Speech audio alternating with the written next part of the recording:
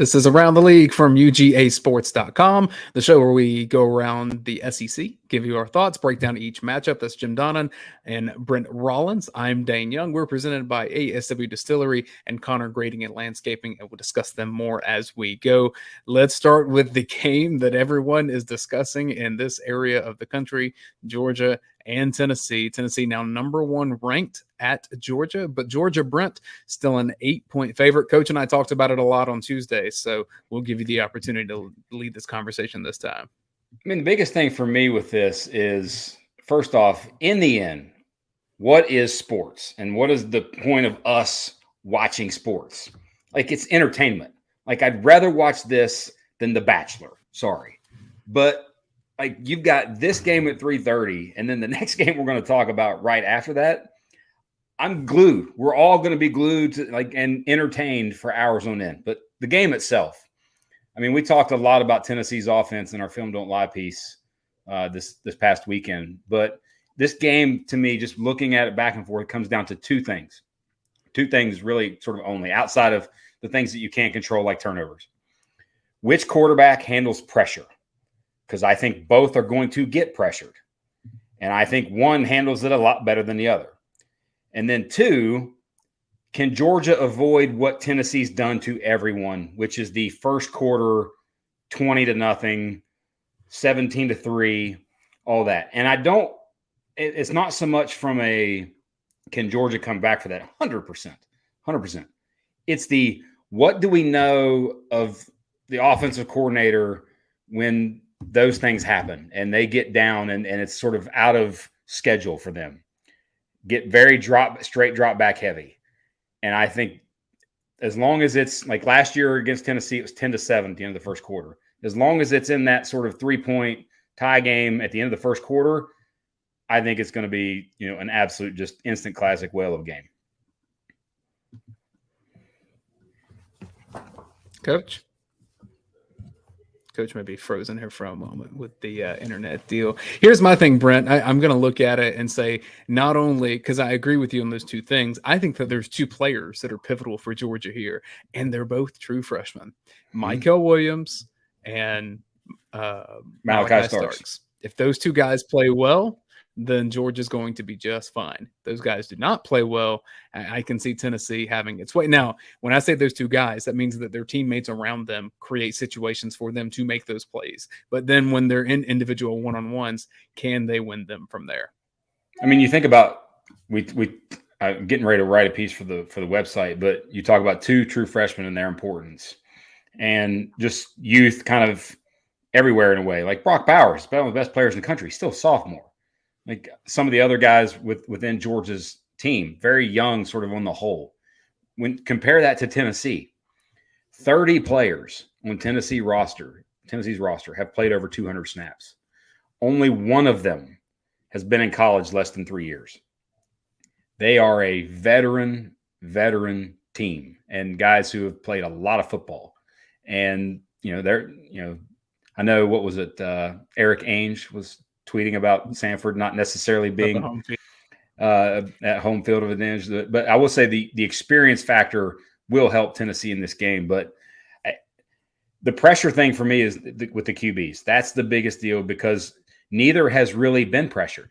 Both are sort of lower end in all of the Power 5 and really all of college FBS in terms of getting pressure. But I think when you look at just how they've handled it, Stetson Bennett has handled pressure a lot better than Hendon Hooker. Hendon Hooker's passing grade when he's pressure right now is 36.1. And I think if you're Georgia, you have to create pressure in some way. Last year they blitzed like 51% of the snaps. I think you're going to see you're going to see them play kind of how they played the game a year ago, I think. Earlier in the week, Coach Donnan and I did an interview with Reese Davis, and he reminded us these are two quarterbacks that are 25 years old. Like this is two guys that are playing football at just they've played a long time. They're adults. Mm-hmm. Coach Donnan, how much of a difference does that make when you have a 25-year-old as your quarterback? Well, they've been down the pipe. They've had a lot of practice opportunities. They've had a lot of pressure situations. I think more so for Stetson. He's been in more big games than Hooker just because of the way Georgia's won compared to Tennessee. But Hooker's certainly having an unbelievable year. But you got to get him off his spot. You can't just let him sit back there and pat the ball because you can't cover these guys all day. But the one thing that I would say is Georgia's offense certainly got the challenge to keep up with them a little bit, but also just maintain this kind of philosophy that you've had all year. Accentuate your defense by playing good field position, taking care of the ball, making a lot of first downs, and hopefully 19 is going to get plenty of looks, and you're going to get the ball in him and make some big plays. But I like our team 1 through 44 better than I do Tennessee's 1 through 44. They got some good players, but they haven't had near the recruiting background that we've had. So if you're on a special teams play that you got a chance to change the game around, you got to do it. Hopefully Tennessee will drop some passes. We'll get some tip balls, and but the home crowd's going to be huge. Let's move on to the nightcap game. And like you said, Brent, I'm just as excited about this one. Number 6, Alabama at number 10, LSU. If you were looking for a narrative in the rankings that I thought was most interesting, there's all the chatter at the top. LSU being at number 10 is fascinating for how the committee views LSU and the opportunity in front of them. Go ahead. Especially when you look at them compared to like the AP and the coaches poll. Like that's the biggest probably the biggest difference in all those was them. 7:00 Eastern time, 6:00 Central on ESPN. Coach, Alabama, 13.5-point favorite in Baton Rouge. Well, they've had a tremendous record against LSU over the years, particularly at night. They've just had the number of LSU, regardless of who the coach has been, going back to even Shula, all those guys, Stallings. They just won so many games there at night. But, they got a new sheriff in town, and Kelly, he's really got those guys to believe in him.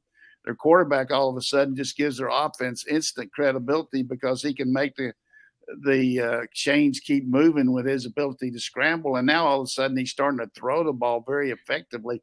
And we've talked about it all year. I mean, some of their receivers were AWOL. They weren't getting an opportunity, but they got receivers can play for anybody. So now they're really helping their defense because they're scoring some points where the defense just doesn't have to shut everybody down cold, not take as many chances. And I'm going to tell you what, if you can get this team in the first quarter, it's one thing. But, boy, if you don't get them in the first quarter, they've had a phenomenal comeback record all year long. Second through the fourth quarter, they've been unbelievable. So get off to a fast start if you can, LSU, in this game, because I don't know if you can come back against this Alabama team. Because the one thing about their defense, if they get ahead, they can play down and distance and situational football. But if they're even or behind the sticks, they're guessing half the time. Their secondary looks in at the ball. They miss a lot of tackles. They don't stop the run very good when it's a normal down and distance, a very average defense when it's a tight game. Coach, the Daniels part, mentioned that. Like, you look at the last 3 games from Jayden Daniels, just the last 3. He's averaging 400 yards and 4 touchdowns a game of offense when you combine the running and the throwing piece. So, like, he's playing on a level. Like, I went back and looked through all of his career. There's no 3-game stretch. There's some statistically, but not necessarily also the grading part from the PFF perspective. But and since his freshman year, and he's playing again like a whole other level. And when you have a talent like that, because he's obviously uber talented, it transforms your team, and it's done that with LSU. But then, like you talked about with the rankings, like it's almost like, hey, you realize they got beat by Florida State in the opener. Like that still happened, just like Georgia beating Oregon in the opener. But anyway, I do think it's going to be a very good game. Like it's going to be a end of the fourth quarter kind of game that Bryce Young makes a play for Bama that they eventually sort of take care of business. Hey, there is a player on LSU.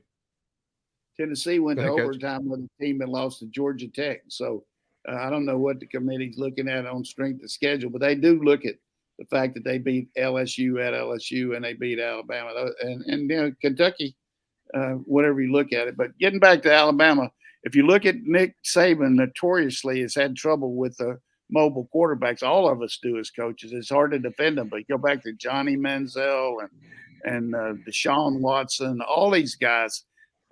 That's what you're getting with Daniels. You're getting a guy that you can't play man under against him. If you break the line of scrimmage, it's over with. He's going to see the same thing next week with Dart, with that Ole Miss. I mean, these next 2 weeks are going to be defining moments for the Hall of Fame coach, a guy that's the best of all time. Hey, he could end up with 3 losses here in the next 2 weeks. I mean, when you look at he's already got 1. I would say it's going to be hard for him to win both of those games on the road, but particularly the fact that their defense is having a hard time against a team that can run and pass. By the time November comes, I really love seeing how freshmen, they're no longer really freshmen in the sense of inexperience. Like they've played a lot of football in college by that point. Guy everyone needs to know from LSU, Harold Perkins, linebacker. He is and will be one of the best players in the country in terms of athleticism. He's still learning some things. He is still young, but my God, I don't know if there's anyone in the conference like this guy. Yeah, he's playing great. And, Ojalaji's brother playing unbelievable too. I wish he was at Georgia right now, particularly with Nolan Smith out.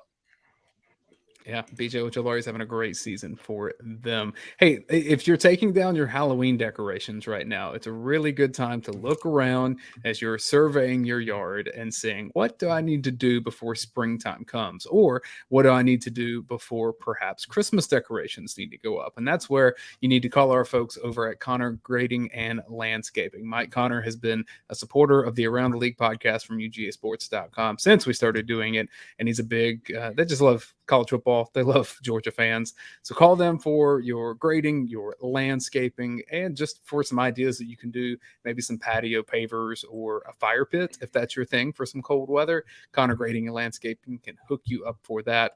ConnorGrading.com is where you find them. Just go through and scroll through some of the photos that they have on their website of some of the previous work that they've done. I think you'll find some great ideas that can probably work for your yard and make it where you're the envy of the neighborhood for a home tailgate or for any kind of decorations you want to do for the holiday season. We really do thank our friends over at Connor Grading and Landscaping so much that I need to pop their logo on our screen right here. There we go. I've done some production work.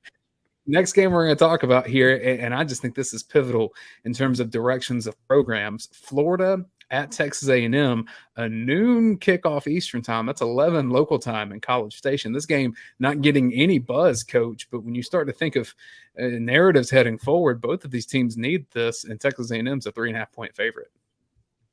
Yeah, when the game was over the other night, I would have thought that Texas A&M won the way they were marveling about their quarterback play and the fact that this guy got over 300 yards and all that. The bottom line, they got their ass beat. So, and I think maybe 5th straight loss or however how many they've lost in a row. I can't keep up with them. But you talk about this is time to see what they got because the Gators – give them a chance with their defense. I mean, Gator defense is really struggling. But at the same time, Richardson really impressed me 3rd and 4th quarter the other day. They had a bad start against Georgia, but boy, what an athlete and what a rocket arm he's got and all the things that he brings to the table. But A&M's got better players right now. They got a heck of a head start on Billy Napier. But if A&M loses this game, I don't know what's going to happen, but it doesn't look good for them down the stretch here. I mean, they feel good about their offense finally, but I don't know if they got enough to hold back the Gators or not.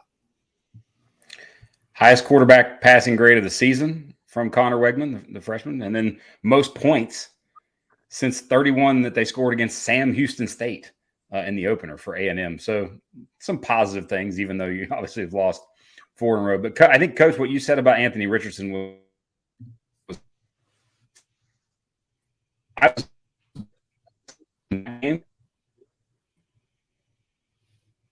and sort of his ability to – because he got hit, obviously, on the first play. And it messed with him a little bit. It took sort of some of his Superman capabilities away, and he had to play a completely different game. And he stayed in it. He stayed in it mentally. He stayed in it, in the game. He kept competing the entirety of the game. I think you learned more about the kid in that game than you had in any other game, at least from my watching standpoint. But the other part for me with Florida is bravo from Billy Napier. Like, at what point, at a certain point, your problems become greater than your talent. And all right, Mr. Cox, if you're going to act like that and do those things and be that kind of person, see you. And from early stages of being a coach and tone setting and culture setting and all the things that go with it, good for him. Exactly. I mean, it's always tough to dismiss somebody, but a guy that's supposedly one of your top players. But as he mentioned, it was a cumulative effect, like the same situation was here for the young man at Georgia. Hopefully he'll look himself in the mirror and say, look, I was at two of the preeminent places in America playing college football, and neither one of them in the end felt like I was worth messing with any longer. So he's got to grow up, and that's going to hurt him as far as draft. I mean, these coaches talk to people about, their demeanor and all that, but we certainly feel like that Napier did a good job getting his team back in the game there. And at halftime, it looked like it's going to be a dismal situation.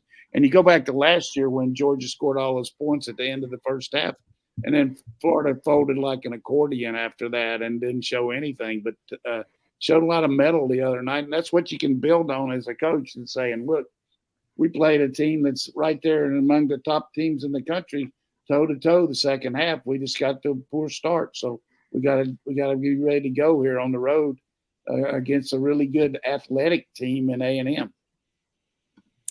Interesting dynamic over in Starkville this week, as John Cohen, who as of Saturday was Mississippi State's athletic director, does he just walk down the hall in the stadium or go to a different box now as Auburn's athletic director?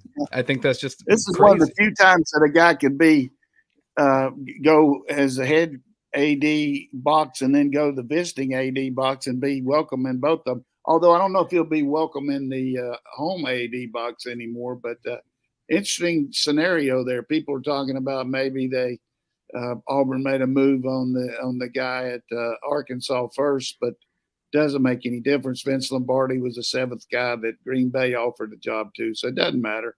As long as you get the job, he's got a big paycheck coming, $1.5 million plus all kind of incentives. But this is a Mississippi State team that's been trending downward the last couple of weeks, played very poorly. But what will we see from them now after a week off? And they're playing against an Auburn team. It's got Cadillac Williams coming in there as a head coach. They fired their offensive coordinator too, along with their head coach. So maybe you'll get Tommy Tuberville to come back and do a guest appearance as the offensive coach for him in this game. I mean, they do. If you're Mississippi State, like, you do have 3 straight home games before you finish up before the Egg Bowl. But the Auburn coaching situation is always sort of interesting one. It comes with a lot of banter and social media fun and things like that. But I think if you're Auburn, I don't see how you go and get somebody. All right, let's go get this guy who's already coached in 2 places, or this guy who's been a head coach of a solid team or something like that. I think you need to be fun and go do something different and go get somebody young. And to me, I know who would be on my radar. Garrett Riley at TCU. Like, that guy's offense is going to be fun. He's going to recruit athletes because of his offense. That's maybe somebody that I would look at if I were Auburn. You want to know the name good choice. The name that came to my mind, Coach, do you think old Gundy at Oklahoma State would take some overtures for some SEC money? Hey, Gundy will talk to anybody, but he'll stay where he is. I mean, he's flirted with a lot of people, but never even made the move. But after last week, I don't know if you want to talk to him. Whatever he told that team before the Kansas State game, he needs to forget it, because that was a real butt kicking. I mean, I've never seen a team ranked 9th in the country get beat 48-0. That's pretty bad. But Mike Gundy's a heck of a coach. He's been at Oklahoma State forever as a player and as a coach, and he'd certainly be a good head coach. But I think when you look at the Auburn situation, you've got to get somebody that understands the recruiting dynamic in the SEC, understands what it's like to compete against Nick Saban and Kirby Smart on a daily basis. That's what they did at Florida because they brought in Billy Napier, who had a background in the SEC. It's hard to come from Boise State and understand what the demands are recruiting wise. I mean, these coaches are on the phone or texting or 24/7 year round, and I don't think you're doing that at Boise. Mississippi State, by the way, a 13-point favorite in that game. That's a 7:30 kickoff on ESPN2. At noon on the SEC Network, Kentucky's a 1.5-point road favorite at Missouri. And Brent, this is a Missouri team that just kind of hangs around in some games and finally had it work in their favor this time. Like, where did this come from, right? I mean, obviously they've played well defensively. And that's the hallmark of their team right now. Since the loss to Kansas State, Georgia's 26 points are the most that's been scored against Missouri. So you've got that. And you've got now 2 of your next 3 at home. Can you get now to bowl eligibility and be 500 in the league? Like, that was something we didn't think about at all early in the season. So kudos to Coach Drink for sort of now who you're beating, but still you're riding the ship and actually getting victories. And from Kentucky's standpoint, just awful plan to me and usage of personnel against Tennessee. And, they did some okay things, but it was especially offensively, just run pass. Like you're not going to, there was no sort of diversification, no movement of the QB. I was very just sort of like, watching Kentucky's game plan against Tennessee. It looked to me like Kentucky, obviously they probably drove down there on buses, and it's obvious they went on separate buses because the offensive bus had no clue what the defense had to do to stop Tennessee because they were playing the game like, it was going to be 10-7. Hey, you got to mix it up against this Tennessee team. You can't run, pass, and play like, well, we got 7 points now, hoop-de-doo. Hey, you better get some points. And just seemed very uncoordinated, their effort as a team. Not like what you usually see from a Stoops team that really plays everybody pretty closely. And he's got to catch his team and get them back in his corner from a standpoint of this Missouri team all of a sudden feels like they're really good. And they're finding an identity because the defense is seeing the offense get some success. And they were on the brink of maybe, Drinkowitz getting his calling card, but maybe – they got a couple wins down the stretch here, go to the bowl game, and they got to play Arkansas. Certainly that's going to be a big game, for both teams. But, they could get Kentucky. I mean, they could get them there and they're talking about having a sellout, which that would be for Mizzou, would be unbelievable. Some of those players wouldn't know how to play with as a sellout crowd. I mean, they haven't sold one out in a long time. You say kudos, Coach Drink, Brent. I say just kudos to Drink, and that's our friends over at ASW Distillery who are sponsoring the Around the League podcast, and then also the post-game overreaction show. If you don't know about ASW Distillery, you should know that this is a product distilled by dogs. 5 of the 6 founders from ASW Distillery are University of Georgia graduates. They love UGA. They love the Bulldogs. I promise you some of their team will be in the stadium, but they also just love sports in the state of Georgia. So you've seen at the Battery where the Braves play, you've seen that ASW has a tasting room there. They have multiple tasting rooms around Atlanta. And frankly, if you want to find their product, you just need to go where you buy your local spirits and either just grab it off the shelf because it's in most places, especially in the Southeast, or you can request it and say, connect with those guys. I really like to buy that here. I had been looking for that Chin Music Fiddler bourbon that was special for the Atlanta Braves World Series to celebrate that. Found it the other day at 5 Points Bottle Shop in Athens. So that's one that I had been on the lookout for, and ASW Distillery is making sure that it gets out there so Georgia fans and Braves fans can have their product for celebrations. All right, 2 more games. One of these I think is pretty intriguing here. Liberty is a 13.5-point dog going to Arkansas. But, Coach, Arkansas looks like maybe it has found its groove a little bit more than maybe 2 or 3 weeks ago. Well, Hugh Freeze, even though he signed a new contract, this got to be a audition to maybe get the Auburn job. If they go in there and beat Arkansas, you got to look at him anyhow because he's got those wins over Alabama in his resume. He's been to the Sugar Bowl. He's coaching this conference, and they continue. He's a coach that coached against Hendon Hooker at Virginia Tech, and Liberty beat him when Hooker was the quarterback. So maybe he needs to call Kirby and tell him what they did. But Hooker was running that icebox offense where they at Virginia Tech, where everything's so cold, they never run any hot receivers. So it really, I think it's going to boil down to, as we mentioned, can this Arkansas defense get some stops? I mean, they're still terrible on defense, but they made enough stops against Auburn and got a few turnovers. But this will be a high-scoring game. Watch out. I mean, this Liberty, the Flames, boy, they're on fire. You got two ends of the spectrum with Liberty.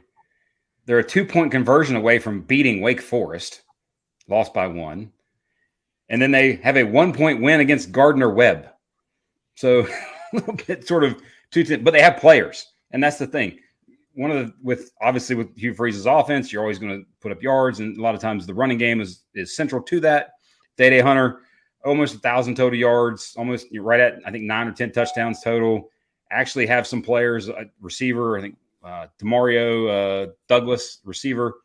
Like they actually have players. They don't have Malik Willis, obviously, who's struggling with the Titans a little bit in his opening start. But I think this is going to be a very interesting game because, I mean, then they went and curb stomped BYU, much like Arkansas did. But for the Hogs, you've got 3 of 4 at home, and then Mizzou to end of the season. And you've got, some gauntlet games in there with LSU and Ole Miss, I think, still to come in the next few weeks. But can you get some momentum playing at home? If not, you're going to be probably right at 500 or slightly under or slightly better, maybe 7-6 at best. KJ Jefferson's still a player for them. 12 now. They can't play but 12 now, 7-6.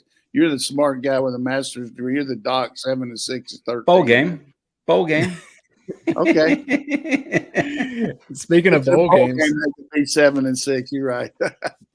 If South Carolina, I'm just an old dumb coach on there with these guys with master's degrees and doctors, but I do think that everybody's playing for bowl.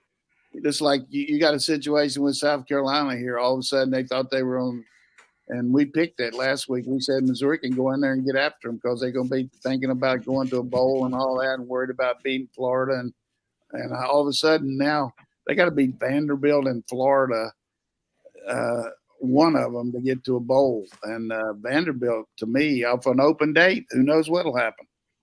Well, South Carolina is a 7-point favorite on the road, Brent, as Coach says. If South Carolina wins, bowl eligible, 7:30, SEC Network in Nashville. I think. Hey, night game in Nash Vegas, baby. Kind of home game.